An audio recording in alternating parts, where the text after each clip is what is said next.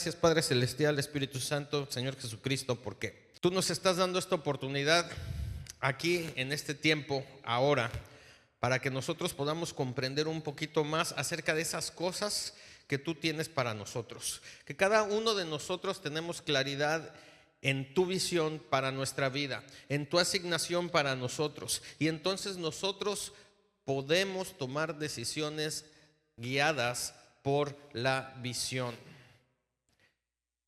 Y esas decisiones que tomemos nos llevan a una acción y por lo tanto podemos terminar con un resultado que te da a ti toda la gloria, que te da a ti toda la honra.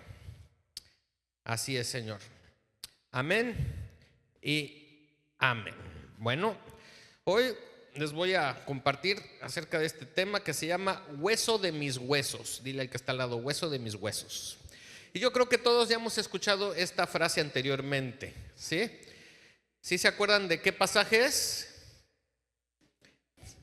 Génesis, ¿verdad? Cuando Dios está formando a Eva a través de un huesito de Adán. ¿Qué hueso era? La costilla, ¿verdad? La Biblia no lo dice, pero personalmente yo creo que fue la costilla más cercana al corazón de Adán. Eso es lo que yo creo, ¿verdad? No dice la Biblia, ¿verdad? Pero vamos entonces a irnos a ese pasaje. Génesis capítulo 2, versículos 22, 23 y 24. Y de la costilla que Jehová Dios tomó del hombre, hizo una mujer y la trajo al hombre. Dijo entonces Adán: esto es ahora hueso de mis huesos y carne de mi carne. Esta será llamada varona porque del varón fue tomada. Por tanto dejará el hombre a su padre y a su madre y allegarse a su mujer y serán una sola carne. Entonces, quiero que empecemos a imaginar este pasaje. ¿Ya lo imaginaron? ¿Sí? Poquito antes de que esto sucediera, Dios le había dado trabajo a Adán.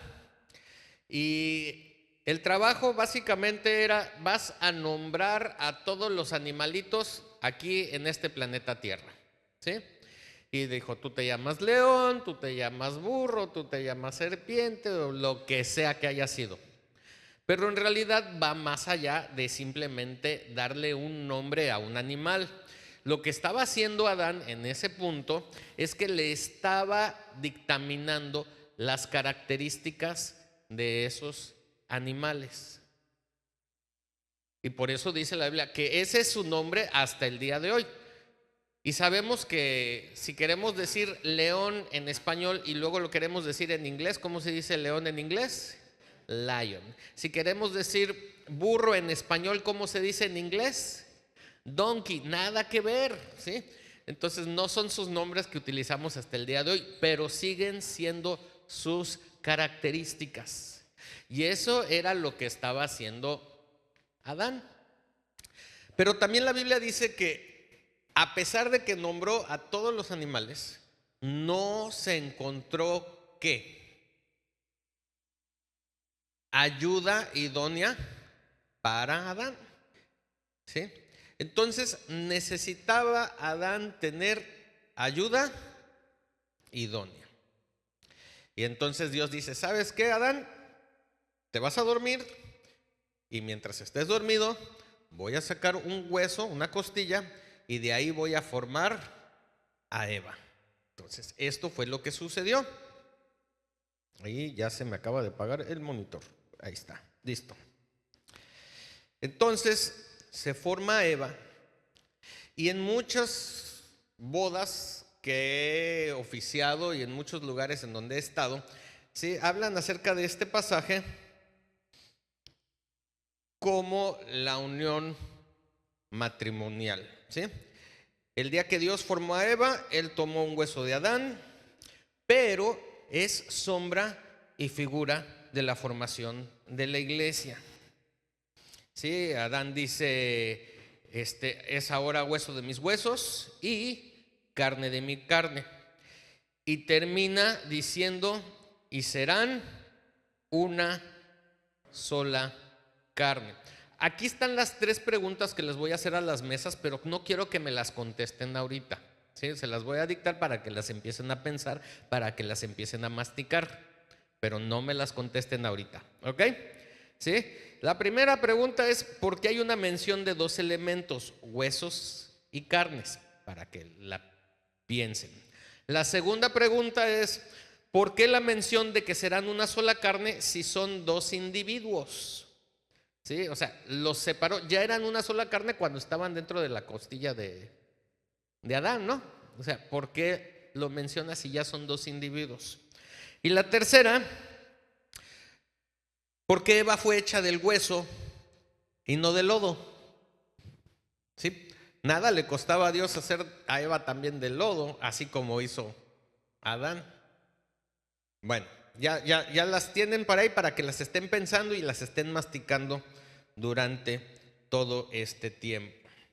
Así que se ha tomado este pasaje como la base de la vida del matrimonio y la unidad de la pareja. Así que este pasaje se toma como la base del matrimonio. Y créanme, hoy en día la sociedad que está perdiendo fe en el matrimonio, necesitan entender de qué se trata el matrimonio. Ahora, si nos vamos así como técnicamente, este fue el primer matrimonio en este planeta Tierra oficiado por Dios aquí en el Génesis.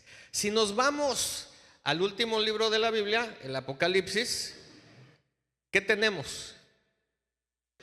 Otro matrimonio, otra boda, ¿sí?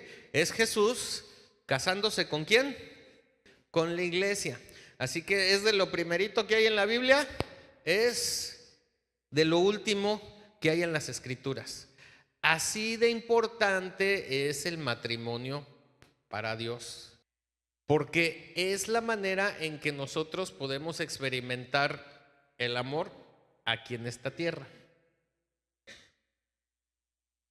Jesús dijo, no hay mayor amor que que el que uno ponga su vida por sus amigos, ¿sí?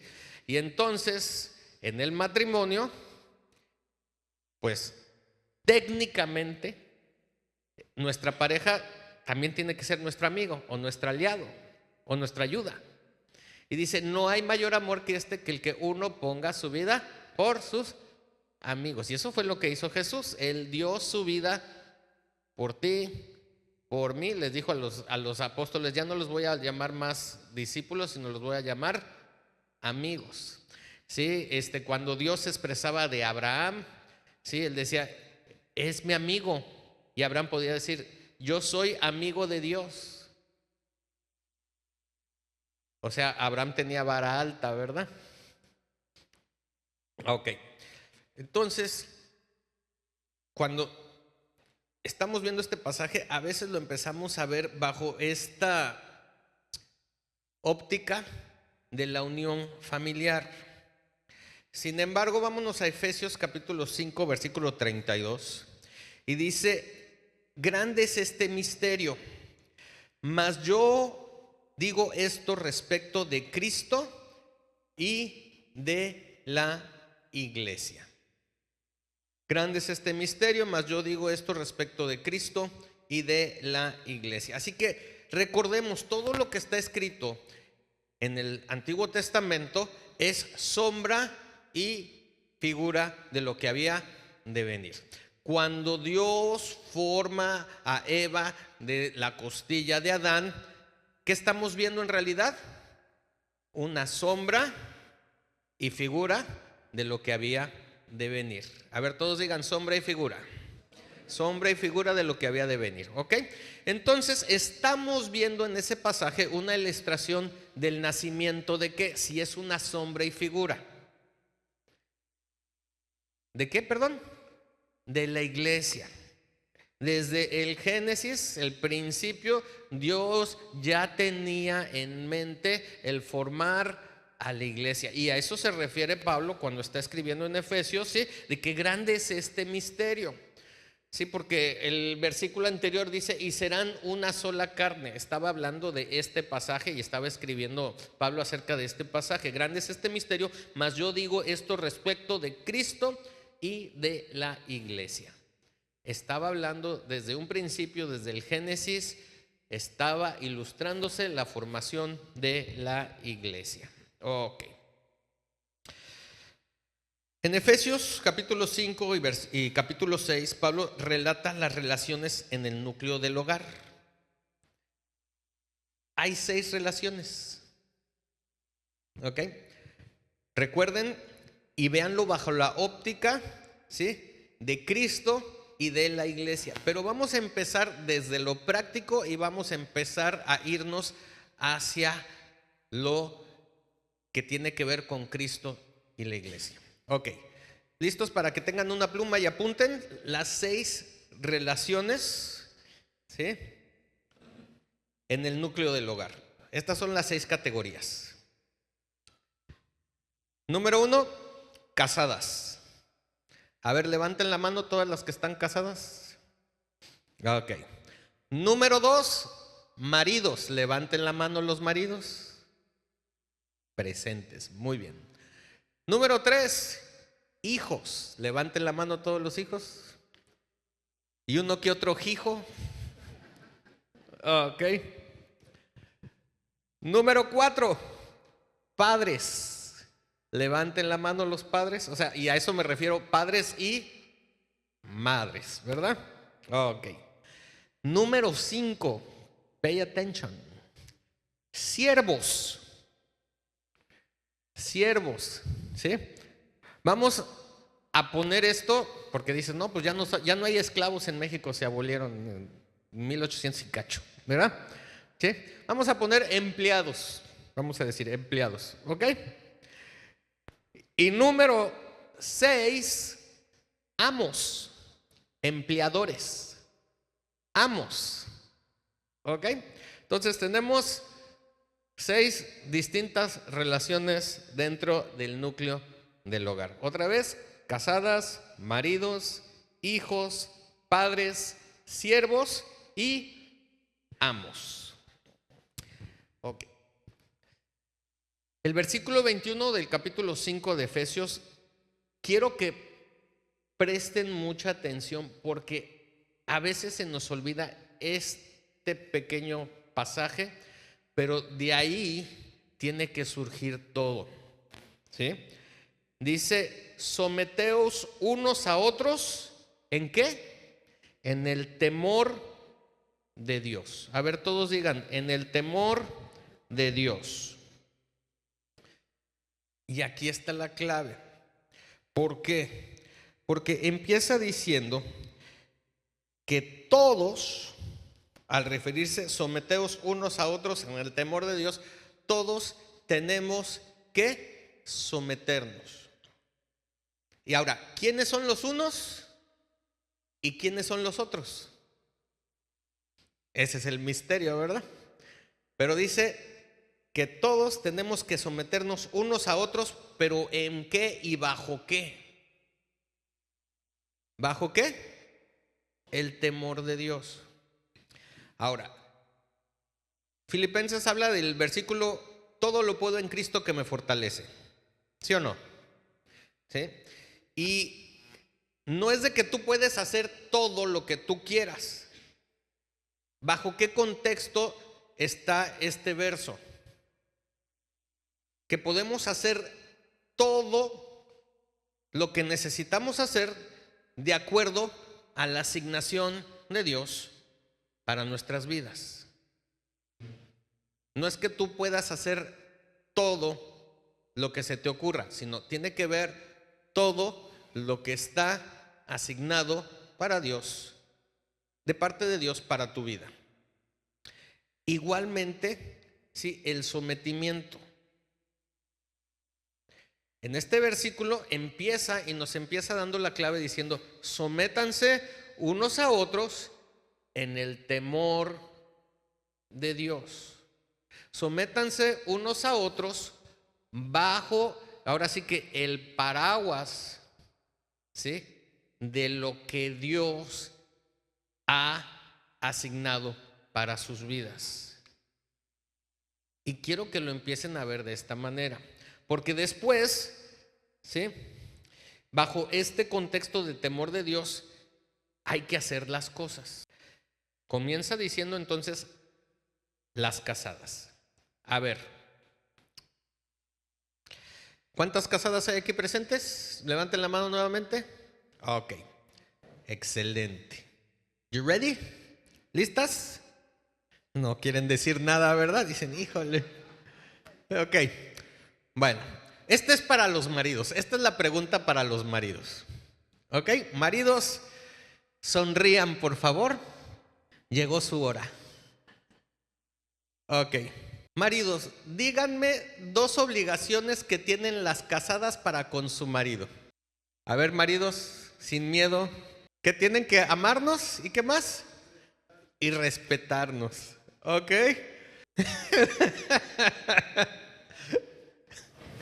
¿Algún otro valiente que quiera decir 2 obligaciones que tienen que tener las casadas para con sus maridos? Hacerle el lonche, dicen. La cena, darle de cenar y de desayunar y de lo que se atrevan, ¿verdad? Ok. Limpiar la casa. Mira, cuidarla. ¿Sí? Ok. Ya empezó a causar polémica todo esto, ¿verdad? Y ya los maridos como que están sintiendo así como que, híjole, cuidar las finanzas. Ok. Versículos 22 y 23 dice: las casadas estén sujetas a sus propios maridos como al Señor, y la mujer respete a su marido. Las casadas estén sujetas a sus propios maridos como al Señor, y la mujer respete a su marido. Y si le sigues leyendo ahí el pasaje, hay un verso que los maridos les fascina sacar a flote, diciendo: las casadas estén sujetas a su marido en todo, dice. Y dice en todo. A ver, mujeres casadas, digan, sin embargo, ¿bajo qué contexto tienen que estar las mujeres sujetas a sus maridos en todo? A ver, chicas, ¿no prestaron atención? Se la están perdiendo. ¿Bajo qué? Bajo el contexto del temor de Dios. ¿Sí? Y necesito que ustedes, mujeres, entiendan esto. ¿Bajo qué contexto tienes que estar sujeto a tu marido en todo? ¿Bajo el contexto de qué? Del temor de Dios. Vámonos con los maridos. Ahora sí, ya las mujeres están bien sonrientes. A ver, las casadas, digan 2 obligaciones que tiene que tener el marido para con ustedes. Proveedor. Cáiganse con el chivo, dijeron por ahí. A ver, ¿qué otras obligaciones tienen? ¿Perdón? Fidelidad. Cumplir en todas las necesidades, mira. Ok. Dice, maridos, amad a vuestras mujeres, así como Cristo amó la iglesia y se entregó a sí mismo por ella, para santificarla, habiéndola purificado en el lavamiento del agua por la palabra. Así que yo aquí vi 3 cosas. Tienen que amar, tienen que entregarse, y la tercera es santificar. Amar a vuestras mujeres, entregarse a sí mismo así como Cristo lo hizo por la iglesia, y la tercera es santificarla, habiéndola purificado en el lavamiento del agua por la palabra. ¿Ok?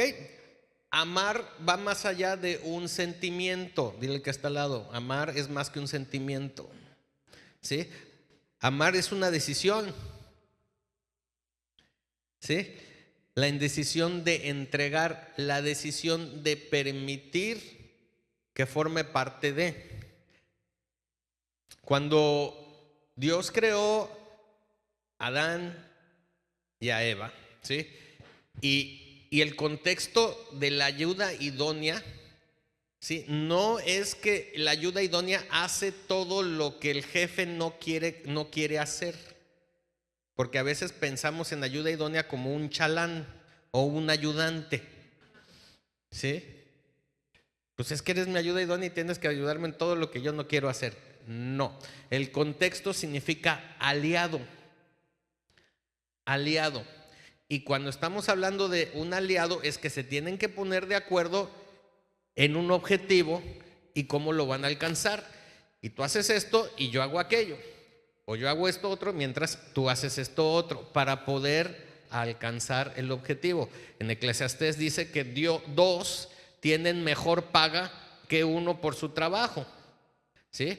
Si van caminando y uno se cae, ¿sí?, el segundo lo ayuda a levantarse, pero hay de aquel que está solo cuando se cae, porque ¿quién lo va a levantar? Entonces Dios está empezando a ilustrarnos acerca del poder del trabajo en equipo, ¿sí? Por ejemplo, Dios son tres, es la Trinidad, trabajo en equipo. Se juntaron un día y dijeron, ¿cómo? Hagamos al hombre a nuestra imagen y semejanza. O sea, un equipo. Tenían una alianza, un objetivo. Y aquí nos está empezando a ilustrar en el matrimonio la importancia de aprender a trabajar en equipo. Así que tenemos que amar, entregar, ¿sí? Y la tercera, santificar. A mí me llama mucho la atención porque dice santificarla habiéndola purificado en el lavamiento del agua por la palabra. Tenemos una obligación de nosotros levantar, elevar, motivar a nuestra pareja a través de nuestras palabras, tanto del hombre como para la mujer, como la mujer para el hombre. Estaba yo ayer escuchando una entrevista de una mujer que es piloto aviador. Ella era piloto aviador del ejército o de la Real Fuerza Aérea de Inglaterra. Fue de las primeras pilotos aviadoras de guerra. Y ella habló acerca de que había un dicho que dicen de que detrás de cada gran hombre hay una gran mujer, pero ella dijo, yo me di cuenta mientras estaba en la Fuerza Aérea, ¿sí?, que detrás de cada mujer hay un hombre que la levanta. Detrás de cada mujer hay un hombre que la levanta. Dice, si no hubiera sido por mis compañeros en el ejército, yo no hubiera podido llegar al rango de pilota aviadora. Y ella volaba misiones de combate. Ella estuvo en Irak varias veces y le dispararon misiles, etcétera, etcétera. Pero dice, detrás de cada mujer hay un hombre que la levanta. Y esto fue lo que hizo Jesús con la iglesia, ¿sí? A través de la palabra, Él levantó y elevó a la iglesia. Y nosotros tenemos que aprender a levantar y elevar a nuestra pareja a través de lo que decimos. Por eso dice, santificarlo, habiéndola purificado en el lavamiento del agua por la palabra. A ver, todos digan, por la palabra. ¿Sí? Entonces entendamos esto, hombres, porque a veces sí tendemos a ser muy ásperos y golpeadores, porque se nos olvida que nuestra obligación es levantar, santificar. Nosotros santificamos a nuestra pareja, o sea, la apartamos, la ponemos en un lugar especial, porque eso significa la palabra santificar. No que no cometan ningún mal, sino es apartar, poner en un lugar especial. Nosotros ponemos en un lugar especial a nuestra pareja. ¿Y cómo? A través de la palabra. Ok, entonces ya vimos casadas, ya vimos maridos. Ok, padres. Levanten la mano los que son padres. Dos obligaciones, díganme dos obligaciones que tienen los hijos. Aparte de estudiar. Limpiar el cuarto. Ok. Obedecer a los padres, muy bien. ¿Qué? Honrar al padre. Okay. Capítulo 6, versículo 1 dice: hijos, obedeced en el Señor a vuestros padres. ¿En dónde? En el Señor. Otra vez está diciendo bajo qué contexto tienes que obedecer. Hijos, obedeced en el Señor a vuestros padres, porque es lo justo. Entonces los hijos tienen que obedecer y aprender a hacer lo justo. Y quiero recordarles, la justicia no es algo que se desea, la justicia es algo que se ejerce. Y eso es lo que tienen que aprender los muchachos. Tienen que aprender a ejercer justicia. Entonces tenemos que obedecer bajo el contexto del Señor a los padres, ¿sí? Y aprender, porque esto es lo justo, aprender a ejercer esa justicia. Ahora, todo lo que Dios ha dicho sobre tu vida, eso es lo justo. Vamos a ver, ¿recuerdan una parábola donde estaban unos trabajadores y llega una persona y les dice: a ver, los voy a contratar y les voy a dar, no me acuerdo, era una moneda. ¿De cuánto era? A lo mejor un denario, un centenario, entonces, a ver, ¿un denario? Algo así les dijo: los contrato. ¿Está bien? No, pues sí, vamos a chambear. Y se los lleva a trabajar, ¿sí? Y luego regresa el señor, el patrón, y dice: ah, mira, aquí hay otros, vénganse, vamos a trabajar. Y así se la pasa todo el día, trayendo gente que vengan a trabajar con él. Y dice: ok, vamos a pagarles, pero vamos a empezar con los que llegaron al final y de ahí nos vamos a ir hasta los que llegaron al principio. ¿Sí? Y entonces, ¿sí se acuerdan de esta historia, de esta parábola? Ok. Está entre Génesis y Apocalipsis, por si la quieren ver. Ok. Empieza pagándoles a los que llegaron al último, que nada más habían trabajado una hora. ¿Sí? Y la verdad no me acuerdo exactamente la cantidad que les dio, pero les dio su monedita. Vamos a decir un denario, por ejemplo. Les dio un denario, ¿ok? Y pues ellos bien felices, trabajé una hora y me dieron un denario. ¿Sí? Siguiendo esa lógica, los que llegaron al principio, que trabajaron las 8 o 10 o 12 horas, bueno, 8 horas, porque ya dicen que el gobierno que ya no van a dejar que trabaje uno más de 8 horas al día. ¿Sí? Dijeron: pues si a estos que nada más trabajaron una hora les pagaron un denario, ¿sí? A nosotros, usando esa lógica, ¿cuánto debemos ganar? Híjole, se nota que estamos de vacaciones, ¿verdad? Las matemáticas no nos dan mucho el día de hoy. Dígale del lado: 8 denarios, 8 moneditas les tenía que dar, 8 veces, pues trabajamos 8 veces más, ¿sí?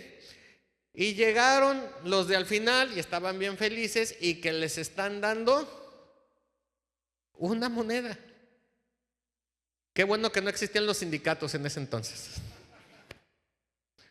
Y que empiezan a quejarse: oye, bien negrero el patrón, ¿cómo es posible? Nosotros tenemos todo el santo día y aquí nada más nos da un denario. Y entonces el patrón dice: a ver, amigo, vente para acá. A ver. En la mañana fui con ustedes y les pregunté que si querían trabajar para mí, ¿sí o no? No, pues sí. Y acordamos en cuánto les iba a dar. No, pues un denario. ¿Y acaso no te lo pagué? Pues sí. Y si a mí se me da la gana pagarle al otro un denario por lo que hizo, ¿acaso no es mi dinero? No, pues sí. ¿Acaso no puedo hacer yo lo que se me pega regalada gano con mi dinero? No, pues sí. Y de eso se trata, de que nosotros empecemos a comprender la justicia de parte de Dios y la ejerzamos.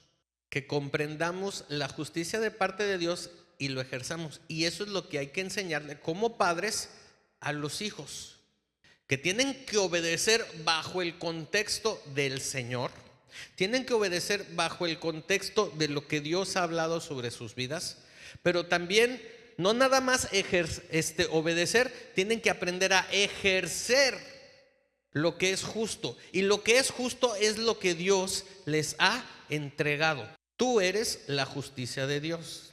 Y eso es lo que ellos tienen que comprender. Y eso es lo que tienen que aprender a ejercer, la justicia de Dios. Entonces los hijos, ¿sí?, tienen que aprender a obedecer y hacer lo justo. Ahora, los hijos, vamos a preguntarles a los hijos. Sé que ya la mayoría ya estamos más grandecitos, pero hay uno que otro jovencito por ahí, ¿sí? Ok. Hijos, ¿qué obligación tienen los padres para con ustedes? ¿Qué obligación tienen los padres para con ustedes? A ver, los hijos. ¿Perdón? Ok. Amar, educar, honrar, mantenerlos vivos, ser un ejemplo. Ok. Bueno, versículo 4 de Efesios 6 dice: y vosotros, padres, no provoquéis a ira a vuestros hijos, sino criadlos en disciplina y amonestación del Señor. Otra vez, no provoquéis a ira a vuestros hijos, sino criadlos en disciplina y amonestación del Señor. En primer lugar, no debemos ser provocadores del enojo. No provoques a ira, porque eso como consecuencia causa rebeldía, rebelión, ¿sí? No provoques a ira, sino criar en disciplina y en amonestación. ¿Pero bajo qué contexto? Del Señor. O sea, y disciplina es más allá de un regaño o un golpe con la vara, porque yo me acuerdo que yo crecí cuando en las iglesias estaba de moda dar con una vara y te pegaban en la espalda con la vara, porque Proverbios dice que la vara abre el oído. Pero está hablando acerca de disciplina y amonestación. Una disciplina es algo, ¿sí?, por lo que estás dispuesto a sufrir para alcanzar un objetivo. Y de eso se trata, de que entiendan los muchachos. Esa es la obligación que tenemos, de que entiendan los muchachos que hay que estar dispuestos a sufrir para alcanzar un objetivo. Si quieres bajar de peso, tienes que estar dispuesto a sufrir el abstenerte de ciertos gustos y antojos. ¿Y a poco no ese es un sufrimiento? Cualquier objetivo que vale la pena, uno tiene que estar dispuesto a sufrir, a disciplinarse, y eso tiene que ver.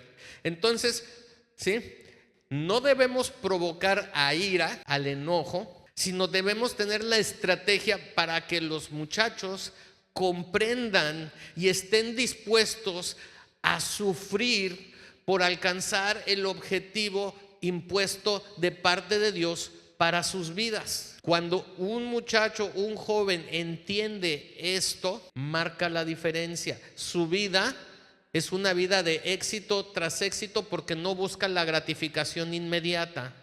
Está dispuesto, ¿sí?, a meter su persona bajo un régimen que pueda ser incómodo, pero después al final va a poder cosechar el éxito, los frutos de esta victoria. Eso fue lo que hizo Jesús.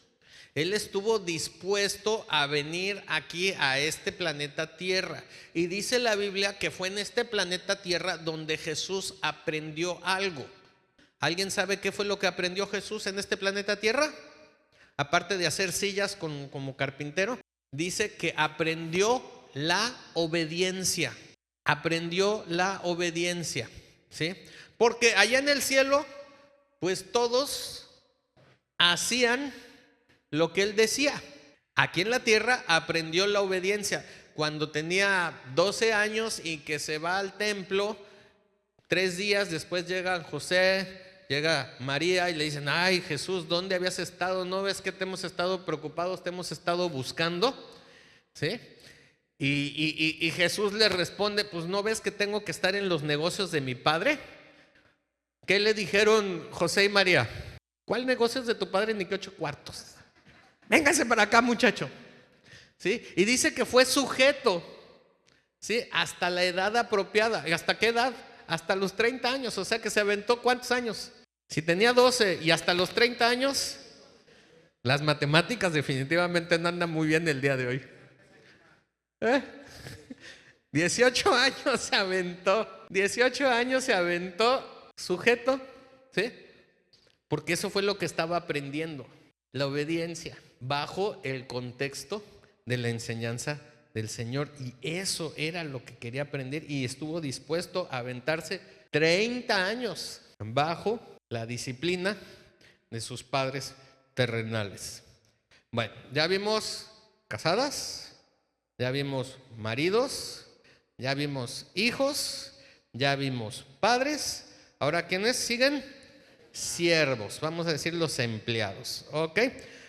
A ver, patrones, los patrones, obligaciones que tiene que tener un empleado: cumplir, puntualidad, ¿sí? Ok, dice versículo 5: siervos, obedeced a vuestros amos terrenales con temor y temblor, con sencillez de vuestro corazón, como a Cristo. Otra vez, siervos, obedeced con sencillez, ¿sí?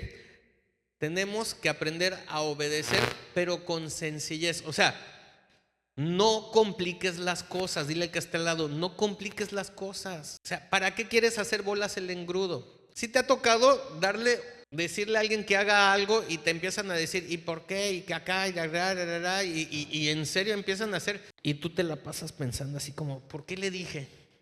Me hubiera sido más fácil haberlo hecho yo. O sea, cuando tú eres el patrón de un empleado que le gusta complicar las cosas, ¿en qué estás pensando? En decirle gracias, bye. Hay empleadores que están dispuestos a pagar indemnización y todo lo demás con tal de ya no tener que tratar con esta persona, a usar la vara. ¿Sí? Entonces, obligaciones, ¿sí?, del empleado es obedecer con sencillez. Y vamos ahora a los patrones, los empleados, ¿sí?, ¿qué esperan de un patrón en Cristo? ¿Ok? Versículo 9: y vosotros, amos, haced a ellos lo mismo, dejando las amenazas, sabiendo que el Señor de ellos y vuestro está en los cielos, y que no hay acepción de personas. O sea, sin amenazas, pero también sin acepción de personas. O sea, tienes que darle el trato justo, equitativo y respetuoso a todos los que estén subordinados bajo tú. Porque tú también, a pesar de que estás en puesto de autoridad, estás bajo de alguien. Y ese alguien es Dios. Muy bien. ¿Sí? Y no hay acepción de personas, ni a ti, ni al que está debajo de tuyo. Entonces, sin amenazas. ¿Eso qué significa? Que tienes que ser muy buen comunicador para que estas otras personas puedan entender, comprender y querer llevar a cabo aquellas cosas que tú les estás confiando, que tú les estás pidiendo que hagan. Si a la persona a quien tú le quieres decir algo o le quieres pedir que haga algo, no le interesa hacer esa cosa, no lo va a hacer. Dile que está al lado, no lo va a hacer. ¿Sí? Y entonces recurrimos por lo general a las amenazas. ¿Sí? ¿Cuántas veces lo hacemos con nuestros muchachos? ¿Sí? Pero tenemos una obligación. Tenemos que aprender a comunicar. Tenemos que aprender a motivar. Tenemos que aprender a transmitir para que ellos digan, esto no nada más le conviene a la empresa como tal, me conviene a mí, porque si a la empresa le va bien, a mí me va bien. Y algo que yo personalmente batallé, ¿sí?, por un tiempo era, pues si al patrón le va bien, eso no significa necesariamente que a mí me tiene que ir bien. tenía una mentalidad de empleado. Y tuve yo que resetear, tuve que cambiar, porque me di cuenta de que si a mí me importa lo que está pasando en la empresa, ¿sí?, voy a dar mi mejor esfuerzo y por ende a la empresa le va a ir bien. Y por ende a mí me va a ir bien. Ok, entonces ya vimos casadas. ¿Sí se acuerdan lo que tienen que hacer, chicas? Sí. ¿Quieren decirme qué es? No, dicen. A ver, vamos a ver nuevamente. ¿Sí? Sujetarse y respetar. ¿Sí? Dile al que está al lado. Casadas, sujétense y respeten. Maridos, ¿recuerdan? Sí, dicen las mujeres, ¿verdad que sí te acuerdas? Dicen, ¿sí? Amar, entregarse y santificar. ¿Sí? Hijos, obedecer y hacer lo justo. Padres, no provocar a ira, criar en disciplina. Siervos, obedecer con sencillez. Y amos, sin amenazas, sin acepción de personas. Significa hay que ser buenos comunicadores. Entonces, como les estaba diciendo, todo esto vamos a empezar ahora sí que desde lo práctico, lo que estamos empezando a comprender, a llevarlo a lo intangible, lo de parte de Dios para nuestras vidas. Regresemos a Génesis capítulo 2, dice: y de la costilla de Jehová Dios tomó del hombre, hizo una mujer y la trajo al hombre. Dijo entonces Adán: esta es ahora hueso de mis huesos, carne de mi carne, y será llamada varona, porque del varón fue tomada. Por tanto, dejará el hombre a su padre y a su madre, y llegarse a su mujer, y serán una sola carne. Ahora sí, vamos a empezar con las 3 preguntas. Pregunta número 1, ¿ok? ¿Sí? ¿Por qué Eva fue hecha del hueso y no del lodo? ¿Por qué Eva fue hecha del hueso y no del lodo? Esta es pregunta para mesa, para que lo platiquen, lo discutan, lo piensen. Vamos a dar unos 3 minutitos para esto. ¿Por qué Eva fue hecha del hueso y no del lodo? Pregunta de mesa. ¿Por qué Eva fue hecha del hueso y no del lodo? ¿Recuerdan cuando Dios forma a Adán? Dice, vamos a hacerlo, y agarra un poquito de lodo, lo crea y luego sopla sobre él, ¿sí? Y le da vida y empieza a ser un alma viviente. Sin embargo, cuando está Jesús colgado en ese madero, ¿sí?, físicamente hay un evento en donde le entierran una lanza, ¿sí?, en el área de la costilla. Está simbolizando la operación de parte de Dios. ¿Y qué surge de ahí? Agua con sangre, ¿sí? Y para hacer lodito, pues necesitamos un líquido y tierra. Pero para hacer a la mujer ya se estaba hablando de algo más. Se estaba hablando de un hueso, y el hueso, como escuché por acá, ¿sí?, da la forma a la estructura del cuerpo. Y quiero que empecemos a pensar en esto, en base a la estructura. Da la forma a la estructura del cuerpo, y por lo tanto fue la estructura que fue utilizada para formar a Eva.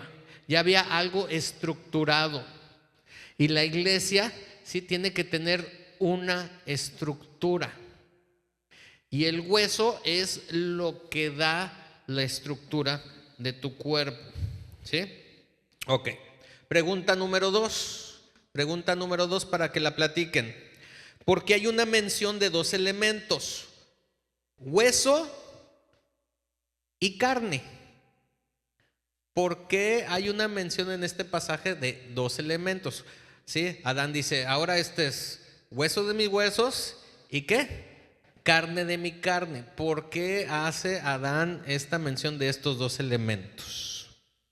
¿Ok? 3 minutitos para que lo platiquen. Se hacen mención de dos elementos, huesos y carne. ¿Por qué? El ser básicamente tiene dos elementos: estructura y funcionabilidad. O sea, tu estructura marca tu función. Los huesos forman la estructura. Tu altura, por ejemplo, ¿qué tan alto? Pues depende de los huesos, ¿sí? Los huesos como estructura forman una protección. Tu cerebro, ¿sí? Está protegido ¿por qué? Por el cráneo, ¿sí? O sea, para que si te pegas, sigas más o menos con tus pensamientos intactos. Digo más o menos, ¿verdad? Ok, ¿sí? Pero también tienen una rigidez. Esta rigidez, ¿sí? Permite que no pierdas una forma, sino que te sigas apegando a esa forma. Así que los huesos es la estructura y la carne es la funcionabilidad, ¿ok? Entonces la carne da la función de apariencia. ¿Cómo te ves? O sea, tu carnita, o sea, ¿cómo te ves? Es como dice tu carnita, ¿sí? Pero también dan la movilidad, por ahí escuché la fuerza, ¿sí? Te dan movilidad. Y así como la estructura da rigidez, la carne también da flexibilidad, ¿sí? Tú puedes más o menos tener cierta flexibilidad a través de las coyunturas y puedes empezar a buscar en la Biblia cuando habla acerca de que las coyunturas que tenemos en Cristo, ¿ok? Entonces la estructura da altura, da protección, da rigidez, pero la carne habla de la función y da la apariencia, la movilidad y la elasticidad, ¿ok? Pregunta número 3. ¿Por qué la mención de que serán una sola carne si son dos individuos? Ya eran una carne cuando estaba la costilla dentro de Adán, ¿sí? ¿Por qué la mención de que serán una sola carne si son dos individuos? Bueno, ¿por qué la mención de que los dos serán una sola carne si son dos individuos? Porque así como Eva fue formada por la misma estructura de Adán, la carne tiene también la misma función al estar bajo el mismo marco.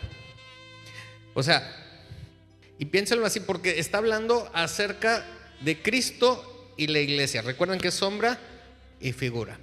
Y habla Pablo y escribe acerca de un solo cuerpo.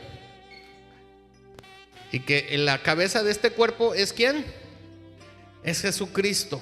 Y habla acerca de un solo cuerpo. Bueno, tiene que ser utilizado entonces el mismo marco o la misma estructura. Para que una empresa pueda reproducirse de manera exitosa, tiene que tener el mismo marco, la misma estructura. Por eso puedes ir a un McDonald's y pides una hamburguesa aquí y en otras partes del mundo, ¿sí? Y como tienen la misma estructura, tienen el mismo marco, los resultados en lo físico o en lo tangible es el mismo, ¿sí? Te saben igual. No quiero decir si saben bien o saben mal, ya lo sabrás tú, pero de que saben igual, más o menos saben igual, ¿sí?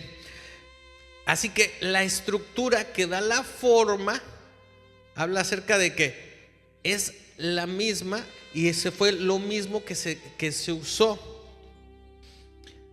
Y entonces el resultado que da como cuerpo también es el mismo, y eso es lo que Dios quiere que nosotros como iglesia entendamos. Que formamos parte del cuerpo de Cristo, que es la iglesia, y tenemos que dar ese resultado bajo ese llamado, ¿sí? La estructura marca la pauta del funcionamiento del cuerpo y allí es donde debe llegar la palabra de Dios. La estructura marca la pauta de cómo funcionas y ahí es donde tiene que llegar la palabra de Dios. ¿A qué me refiero?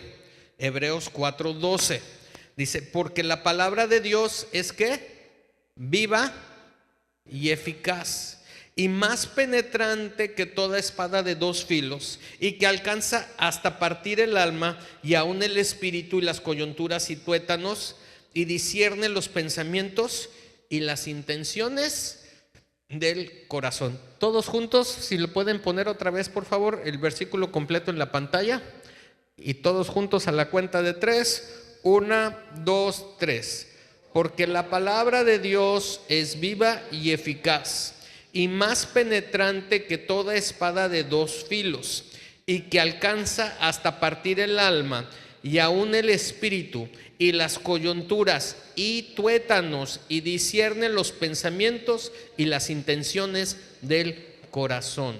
¿Hasta dónde llega a partir la palabra de Dios? ¿Sí? Parte el alma, parte el espíritu, parte las coyunturas que tiene que ver con la carne y parte ¿qué más? Los tuétanos, que llega a partir ¿qué?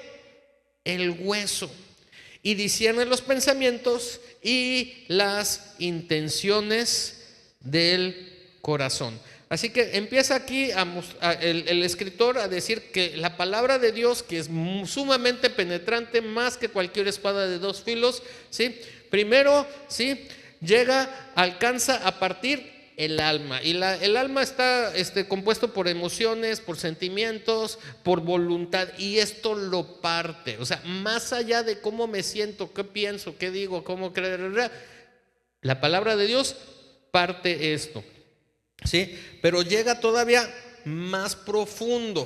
Llega después a partir el espíritu, la esencia de uno, porque somos espíritu. Y esa palabra de Dios llega a partir de esa esencia. O sea, estábamos muertos en nuestra esencia, pero la palabra de Dios dijo algo. Dice, ten vida, levántate, despiértate, empieza a producir. Y hasta ahí está empezando a obrar la palabra de Dios.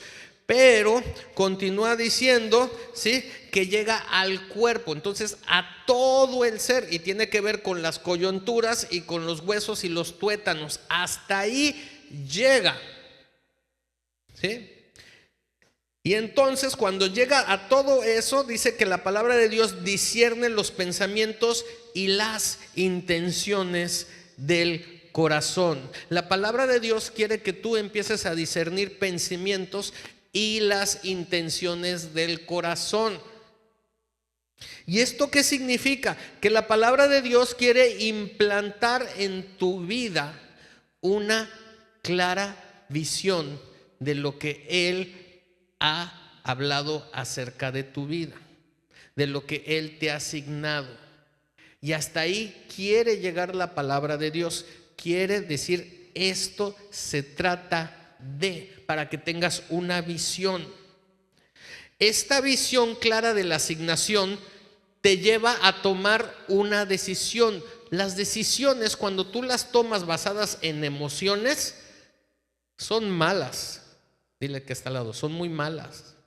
Cuando tú tomas decisiones basadas en emociones, son muy malas. Tienes que aprender a tomar decisiones basadas en una visión. ¿Qué era lo que hacía Dios con Abraham? A ver, cuenta las estrellas, cuenta la arena, empiézalo a ver, te vas a dar cuenta.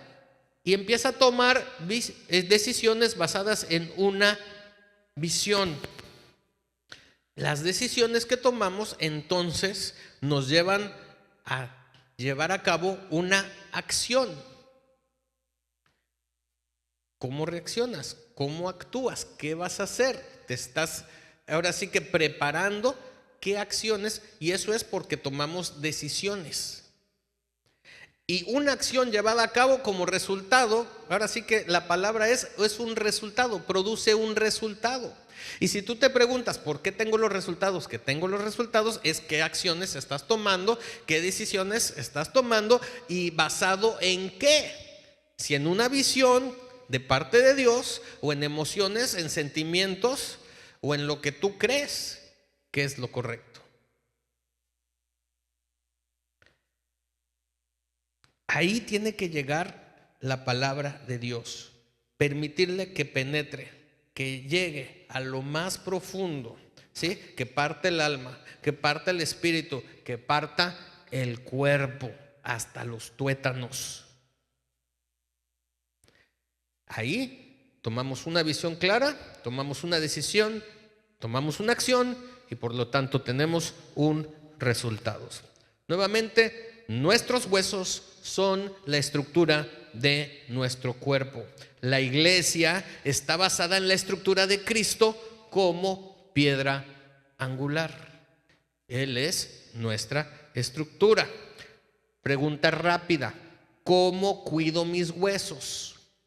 ¿Cómo cuido mis huesos? Las mujeres que tienen más de 40 años ya le están prestando un poquito más de atención a este punto, ¿sí? ¿Cómo cuido mis huesos? Que la vitamina D, que el calcio, ¿sí? Que no sé qué alimentos hay que comer. ¿Cómo se llama el estudio que tienen que hacer para la osteoporosis? Densitometría, ¿qué? ¿Cómo? Ósea de los huesos, ¿verdad? Etcétera, etcétera, etcétera. Bueno, el otro día estuve platicando con un joven y ¿qué nos dice la Biblia acerca del cuidado de los huesos? Proverbios 17:22 dice: el corazón alegre produce buena disposición, mas el espíritu triste seca los huesos. O sea, ¿quieres tener huesos secos? Deprímete. ¿Ok? Salmo 5:8 dice: hazme oír, 51, perdón, es Salmo 51:8, no el 5, es Salmo 51:8. Hazme oír gozo y alegría, y se recrearán los huesos que has abatido. Hazme oír gozo y alegría, y se recrearán los huesos que has abatido. Entonces, si te deprimes, ¿qué pasa? Se secan los huesos. Si te alegras, ¿qué pasa? ¿Sí? Se recrean, o sea, se regeneran los huesos. Ok. Pero ¿oír qué? ¿Oír qué? Gozo y alegría. Pero no es nada más ver videos de cachorritos en TikTok o en YouTube o algo así para que estemos alegres y nos sintamos bien, aunque ya está comprobado esa terapia. ¿Sí sabían? ¿Sí? Que está comprobado que ver videos de cachorritos y que te lleven cachorritos a los asilos de ancianos y todo eso hace que la gente se sienta mejor y responda porque están escuchando gozo y alegría. Pero en realidad, ¿de qué se trata cuando está diciendo hazme oír gozo y alegría y se recrearán los huesos que tú has abatido? Está hablando acerca de lo que Dios ha hablado sobre tu vida, de lo que Dios ha mencionado acerca de ti. Y dice: hazme oír, que lo vuelva a escuchar, que lo vuelva a traer a la mente. Porque nosotros somos bien buenos para acordarnos de las cosas negativas, de las cosas malas, pero nos cuesta mucho trabajo acordarnos de las cosas que traen alegría a nuestra vida. Y lo que más alegría trae a tu vida es la palabra de Dios específicamente para ti. ¿Cómo viene la fe? Por el oír. ¿Y el oír qué? La palabra de Dios establecida para tu vida. ¿Cómo cuidas tus huesos? Escuchando lo que Dios ha hablado acerca de ti. ¿Cómo se transmite una empresa exitosa? Con una estructura saludable. Juan 6, versículo 55 dice: porque mi carne es verdadera comida y mi sangre es verdadera bebida. Muy bien. La carne. Y esto es Jesús diciendo: necesitan comer mi carne, necesitan beber mi sangre. Y entonces la carne, ¿sí?, lleva los nutrientes y la sangre la vida. En Levíticos dice que la vida está en la sangre. ¿Ok? Bueno, comemos a Cristo, nos estamos nutriendo, pero la vida está en la sangre y tiene que ver dónde se crea la sangre o dónde se forma la sangre en el cuerpo humano. En los huesos. En los huesos, ¿sí? Por eso él está diciendo, coman y beban. Mi funcionalidad, mi estructura. Mi funcionalidad, mi estructura. Esto es lo que yo tengo para la iglesia.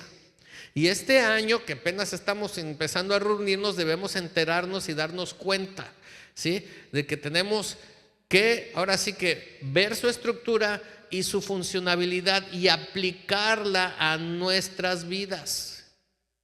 La estructura de parte de Dios, su funcionalidad, porque para eso fuimos diseñados. Esa fue nuestra asignación. Date cuenta de que tú formas parte del cuerpo de Cristo. Has sido formado de su hueso. Tienes su estructura y su funcionalidad. Y ahora tú eres hueso de sus huesos y carne de su carne. Dile al que está al lado, soy hueso de sus huesos, soy carne de su carne. Y ahora sí, denle un fuerte aplauso a Dios y con esto he terminado.